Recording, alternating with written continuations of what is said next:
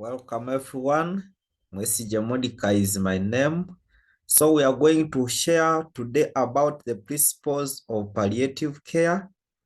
Allow me share my screen so that you can be able to see them. I just request that you come committed. You see our principles that are used in palliative care as the service is being delivered. So the following are the principles that we use in palliative care. The first one is holistic care. The second is patient-centered. There is teamwork and partnership. Then there is family involvement. There is care according to appropriate ethical consideration. And lastly, there is continuum of care. We are going to look at each of these and see what each principle means. So the first principle we say is holistic care or holistic approach. And here we say that in palliative care, we look at a person in different components. We believe a person is not only the body, we have the physical, psychological, spiritual, and social aspects. And each of these, once cared for, it contributes to the totality of caring for someone wholesomely. So the person is a complex being. For us to be able to care for the person, we need to follow this principle of holistic care, looking at these 4 dimensions that make up a person, and the very dimensions we look at even in health as per our definition. So once we handle these 4 dimensions of health, which is physical, psychological, spiritual, and social dimension, then the person will be cared for completely. And that's the first principle we call holistic approach.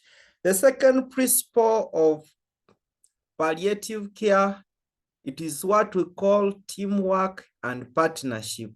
And when we talk about teamwork, team as a word, we say together everyone achieves more. So not a single health worker can address all the problems of this patient. So we require a number of health workers or individuals to come with different talents, and all together is going to contribute to the care of this patient.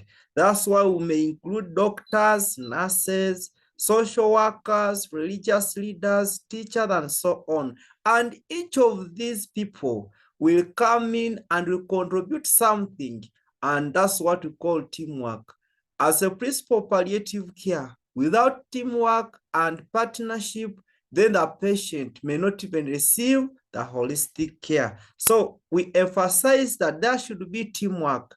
Partnership can even bring linkages to help the patient access more services.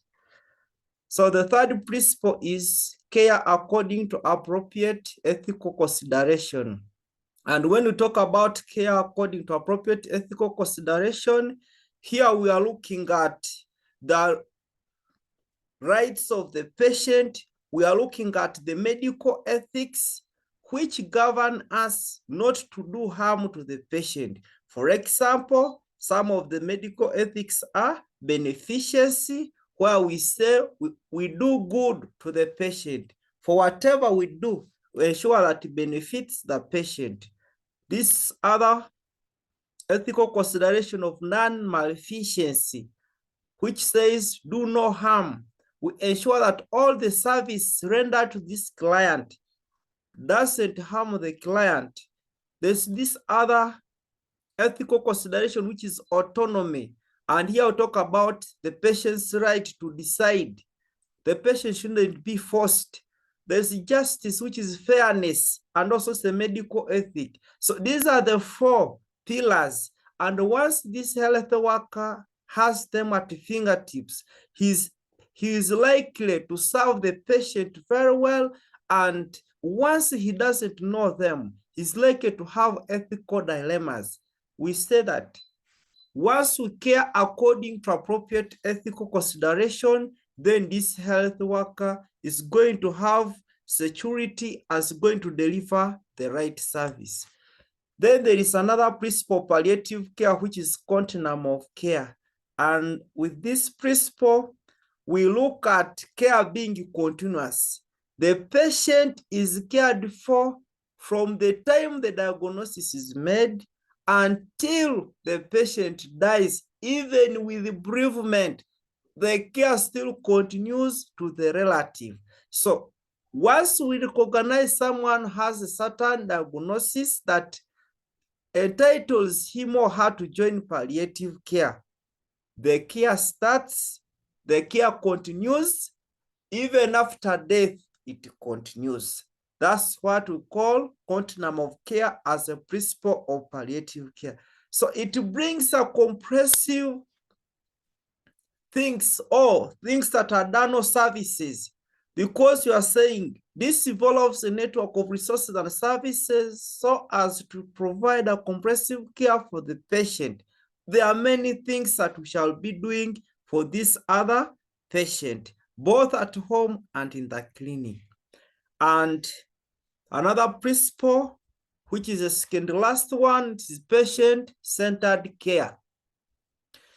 In caring for a palliative care patient, there is this other principle where we say that we care basing on the patient, not basing on how patient presents. So this is about ensuring the patient is at the center of everything.